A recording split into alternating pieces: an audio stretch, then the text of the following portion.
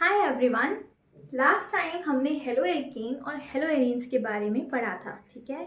और हमने उसमें डिस्कस किया था कि SN1 रिएक्शन और SN2 रिएक्शंस को आप कैसे आइडेंटिफाई कर सकते हो, है ना। तो आज हम उसी की एप्लीकेशंस के बारे में पढ़ेंगे कि न्यूक्लियोफिलिक सब्स्टिट्यूशन रिएक्शन हमारे हेलो एल्केन्स में कैसे यूज़ किए जाएंगे, ठीक है। हम उसके बारे में पढ़ेंगे और उसके ही बेसिस पे कौन कौन से नेमिंग रिएक्शन हैं वो हमें पता होने चाहिए, ठीक है। सबसे पहले न्यूक्लियोफिलिक सब्स्टिट्यूशन रिएक्शन के अंदर दो नेम रिएक्शन आते हैं जो कि बहुत ज़्यादा इंपॉर्टेंट है, ठीक है। एक है आपका फिंकल्स्टन रिएक्शन जिसे हम कहते हैं हैलोजन एक्सचेंज, और न्यूक्लियोफिलिक सब्स्टिट्यूशन रिएक्शन में भी आप एक न्यूक्लियोफाइल को सब्स्टिट्यूट कर रहे हो, है ना। तो यहाँ पे आप हैलोजन को एक्सचेंज करो या न्यूक्लियोफाइल को सब्स्टिट्यूट करो, बात तो एक ही है। अगर मैं बोलूँ न्यूक्लियोफिलिक सब्स्टिट्यूशन रिएक्शन तो उसमें हैलोजन के अलावा भी और न्यूक्लियोफाइल हो सकते हैं जैसे कि OH, ठीक है। लेकिन अगर मैं हैलोजन एक्सचेंज की बात करूँ ना तो सिर्फ आप हैलोजन को दूसरे हैलोजन से एक्सचेंज कर सकते हो, ठीक है। तो आपका जो फिंकल्स्टन रिएक्शन है वो बेसिकली होता है आयोडीन के लिए। अगर आपको रिएक्शन में आयोडीन चाहिए तो आप उसके लिए फिंकल्स्टन रिएक्शन करते हो, ठीक है।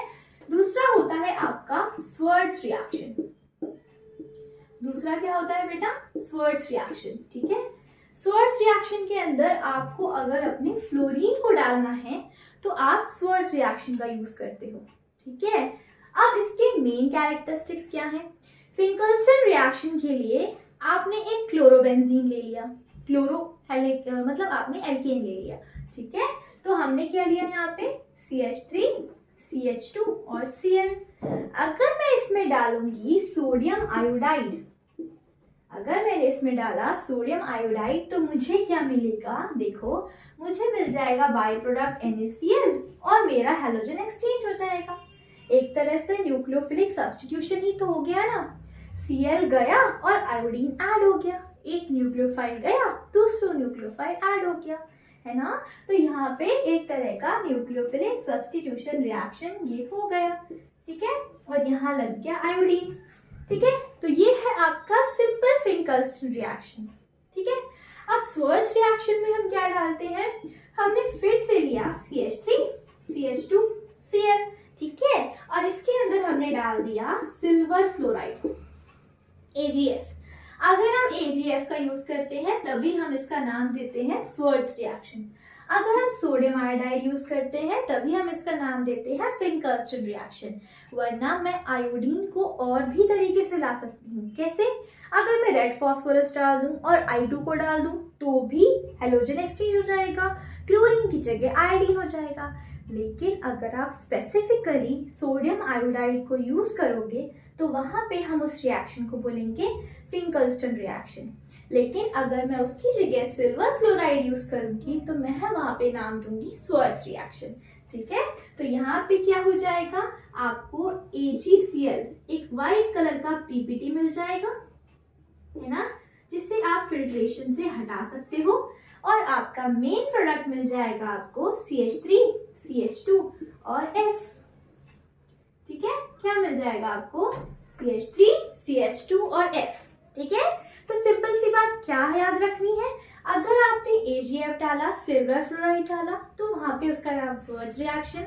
अगर आपने सोडियम आयोडाइड डाला तो उसका नाम फिंकल्स्टन रिएक्शन, ठीक है। तो आप इसका स्क्रीनशॉट ले सकते हो, बहुत ही आसान रिएक्शन है ये। अब यहाँ पे देखो, आपने सिंपल प्राइमरी हैलाइड दे रखा है ना, ये सब दोनों में प्राइमरी हैलाइड दे रखा है।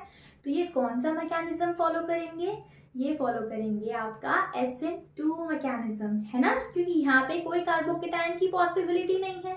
अगर कार्बोकेटाइन की पॉसिबिलिटी होती तो मैं वहां पे SN1 कहती। अब ये दोनों रिएक्शन आपके कौन से मैकेनिज्म से जाएंगे?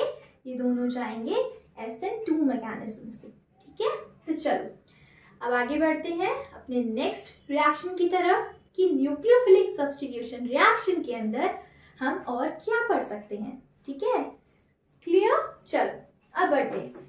अब यहाँ पे दूसरा एप्लीकेशन पार्ट क्या है कि न्यूक्लियोफिलिक सब्स्टिट्यूशन रिएक्शन के अंदर एक नई चीज आती है जिसे हम कहते हैं एम बाइडेंट न्यूक्लियोफाइल। एम बाइडेंट न्यूक्लियोफाइल होते क्या है बेटा? एम बाइडेंट न्यूक्लियोफाइल क्या होते हैं? Nucleophile which contains two different attacking site. Nucleophile which contains two different attacking sites.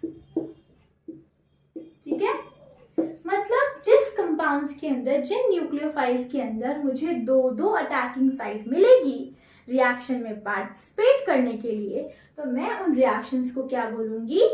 M bidentated nucleophilic substitution reaction, है ना। जैसे कि एग्जाम्पल क्या है बेटा?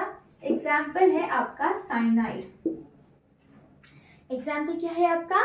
साइनाइड। दूसरा एग्जाम्पल क्या है? दूसरा एग्जाम्पल है आपका NO2 नाइट्रो, ठीक है। तीसरा एग्जाम्पल क्या है आपका? HCN, बहुत यूज होता है, थायोसाइनेट, HCN। यहाँ पे देखो, यहाँ पे ये कार्बन भी अटैक कर सकता है, ये नाइट्रोजन भी अटैक कर सकता है, नाइट्रोजन भी अटैक कर सकता है, ऑक्सीजन भी अटैक कर सकता है, यहाँ पे सल्फर भी अटैक कर सकता है, नाइट्रोजन भी अटैक कर सकता है। क्यों? क्योंकि इन सब के पास इनके अपने अपने लोन पेयर प्रेजेंट है। अगर ये डबल बॉन्ड कार्बन की तरह शिफ्ट हो जाए तो कार्बन भी पार्टिसिपेट कर सकता है रिएक्शन में, ठीक है। तो ये सारे न्यूक्लियोफाइल किस तरह के न्यूक्लियोफाइल हैं? जिसमें दो डिफरेंट अटैकिंग साइट्स हैं, ठीक है। कभी ये NO2 की तरह कंबाइन हो जाएगा, कभी ये ONO की तरह कंबाइन हो जाएगा, कभी ये साइनाइड की तरह कंबाइन हो जाएगा, तो कभी ये NC की तरह कंबाइन हो जाएगा, कभी ये HCN की तरह कंबाइन हो जाएगा, तो कभी ये NCS की तरह कंबाइन हो जाएगा, ठीक है। तो ये दो अटैकिंग साइड होने की वजह से हम इन न्यूक्लियोफाइल्स को कहते हैं कि ये एक एम बाइडेंट न्यूक्लियोफाइल है।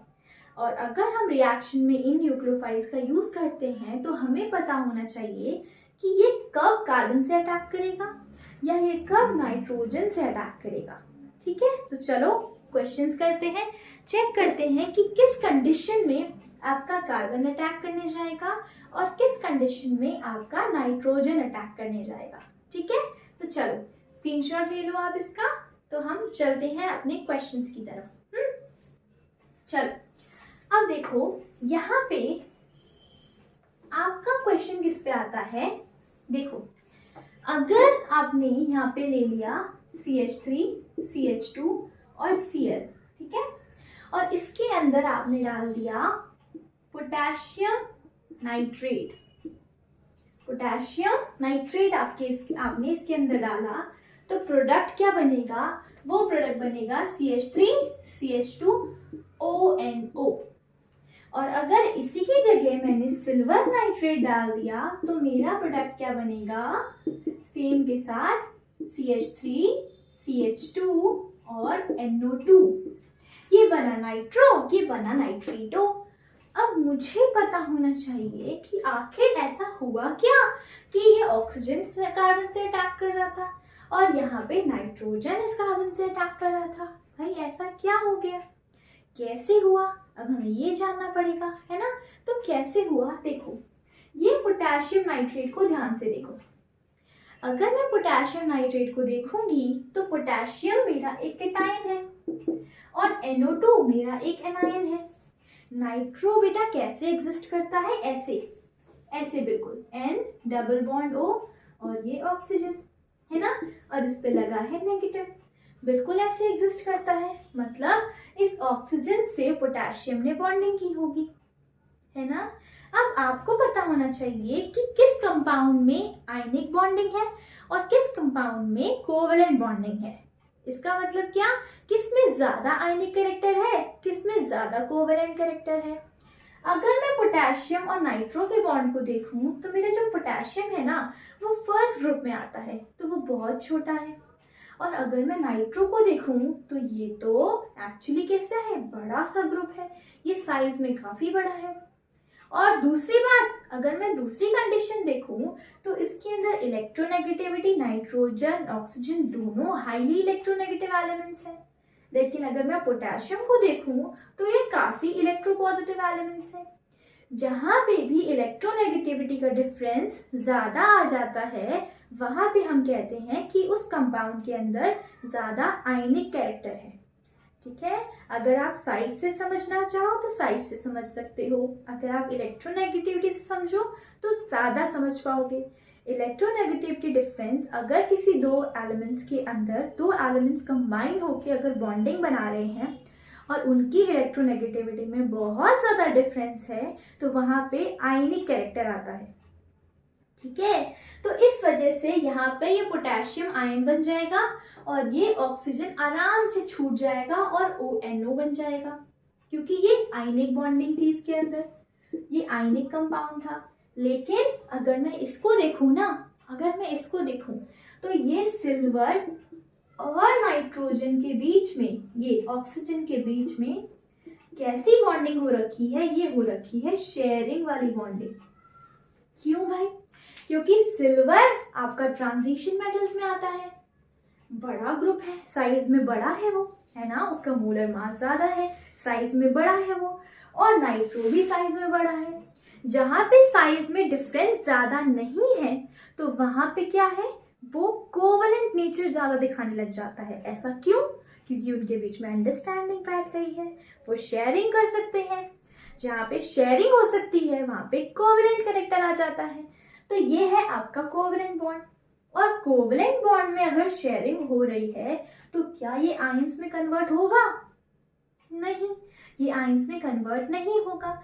इसी वजह से ऑक्सीजन ना जाके कौन जाएगा रिएक्शन करने? आपका नाइट्रोजन। और जब आपका नाइट्रोजन रिएक्शन करने जाएगा तो हमें क्या मिलेगा? NO2, nitro. ठीक है, अगर नाइट्रोजन अटैक करने जाएगा तो वो कब जाएगा? जब एक कोवेलेंट कंपाउंड होगा आपके पास। क्यों? क्योंकि उस कंडीशन में आपका ऑक्सीजन फ्री नहीं है पार्टिसिपेट करने के लिए, तो इस वजह से नाइट्रोजन के लोन पेयर जाएंगे न्यूक्लियोफाइल की तरह पार्टिसिपेट करने और Cl को बाहर निकाल देंगे। ठीक है, चलो अब आप इसका स्क्रीनशॉट ले लो। अब हम साइनाइड को समझते हैं। अगर साइनाइड मतलब नाइट्राइल को समझते हैं कि आखिर उसके अंदर ऐसा क्या हो रहा है। ठीक है, तो चलो देखो, अगर मैंने यहाँ पे डाल दिया KCl, अगर मैंने यहाँ पे डाला KCl और यहाँ डाला AgCN, तो फिर से क्या होगा? सेम ही CH3, ये बन जाएगा CH2 और ये बन जाएगा CN, और यहाँ बन जाएगा CH3, CH2 और NC, ये बनेगा आइसोनाइट्राइल, और ये क्या बनेगा? नाइट्राइल या फिर साइनाइड। ठीक है, अब इन दोनों में ऐसा क्या हो गया? सेम रीजन, बिल्कुल सेम रीजन है। क्या? यहाँ पे KCN है, पोटेशियम छोटा है, साइनाइड बड़ा है, दोनों के साइज में बहुत ज्यादा डिफरेंस है। जब दोनों के साइज में इलेक्ट्रोनेगेटिविटी में बहुत ज्यादा डिफरेंस है तो ये कैसा शो करेगा? आयनिक कैरेक्टर ज्यादा है, आयनिक बॉन्डिंग दिखाएगा। और KCN कैसे बॉन्ड बनाता है? बिल्कुल ऐसे, तो ये बॉन्ड टूट जाएगा, ये बनेगा पोटेशियम प्लस, ये बनेगा साइनाइड नेगेटिव, तो कार्बन जाएगा पार्टिसिपेट करने। लेकिन दूसरी कंडीशन में क्या है? इन दोनों के साइज में ज्यादा डिफरेंस नहीं है, तो ये है आपका कोवेलेंट बॉन्डिंग। अगर ये आपका कोवेलेंट बॉन्ड है तो कोवेलेंट की वजह से यहाँ पे नाइट्रोजन पार्टिसिपेट करेगा। क्यों? क्योंकि आपका कार्बन फ्री नहीं है। ठीक है, तो इसे ही कहते हैं एम्बाइडेंट न्यूक्लियोफाइल। ऐसे न्यूक्लियोफाइल जहाँ पे दो डिफरेंट अटैकिंग साइट्स हो और वो रिएक्शन में पार्टिसिपेट कर सकते हैं। अगर वो जाएंगे रिएक्शन में पार्टिसिपेट करने तो इसकी वजह से क्या होगा? हमें दो डिफरेंट प्रोडक्ट्स मिलेंगे, और वो डिपेंड करेगा आपके रिएजेंट पे कि वो आयनिक कंपाउंड है या कोवेलेंट कंपाउंड है। अगर आयनिक कंपाउंड है तो वो आयंस में कन्वर्ट हो जाएगा और वो आराम से अटैक कर पाएगा। लेकिन अगर वो कोवेलेंट कंपाउंड है तो वहां पे शेयरिंग हो रही होगी और लास्ट वाला एटम पार्टिसिपेट करने जाएगा रिएक्शन में। ठीक है, तो आई होप आपको ये क्लियरली समझ में आ गया हो। ये है न्यूक्लियोफिलिक सब्स्टिट्यूशन रिएक्शन के अंदर दो तरह की एप्लीकेशन कि आप इनको कहाँ कहाँ यूज कर सकते हो। ठीक है, तो चलो स्क्रीनशॉट ले लो बेटा। आई होप आपको ये समझ में आ गया होगा, क्योंकि ये है भी बहुत आसान। बस एम बाइनरी न्यूक्लियोफाइल का मतलब क्या है, टू डिफरेंट अटैकिंग साइट्स। अगर आयनिक है तो खुद जाके अटैक करेगा, कोवेलेंट है तो उसका पार्टनर अटैक करेगा। ठीक है, सिंपल सी बात।